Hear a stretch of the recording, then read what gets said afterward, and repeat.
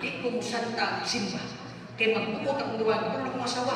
Karong ganing awak ko visitation, magigsunan, nagluya ko ito, ko bigilantan.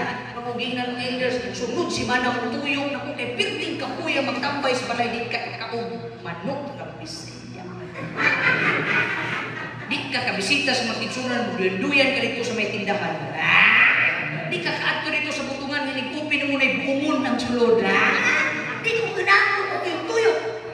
Kaya gusto si Mana mo tuyong na ko, kay gusto ko magparbalik, yung dili na ko ng asawa. Marabuhay na ko siya. Huwag inuni ko kasi pa ng Merkulis, hindi ko kasi pa, unta! Isulti o isumpong na tanan sa Ginoo. Pero ang tagaan, alam mo, warning. Pagbantay, kay base ng Ginoo na po yung isulti ni Muna, kaya ni mo pasan ng cross? Na, kaya ni mo sumpumon ang turong ng tunog? Kaya kung kaya mo na, akong ihatag sa imo, kanang imo lang sa lahat. Unang ako, dili na lang yun ko. Muhangyo ko sa Ginoo, pero di yun ko magpagulpol.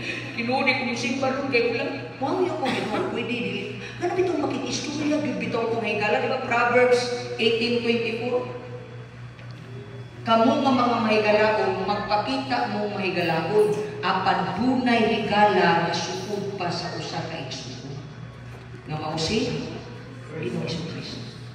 Istorya siya sakto. Ayaw siya liba-libaan. Kaya dili ninyo maliba ang Diyos. Kaya na siya nagsulti sa kung Samaritan. Ikaw na babae, diluwas ka o karong adlaw. Nakita ni mo ang living water. Nakita ni mo ang living bread. Ingon si Ginoong Isus sa kung Samaritan. Simbaha ang Diyos sa Espiritu kamaturan.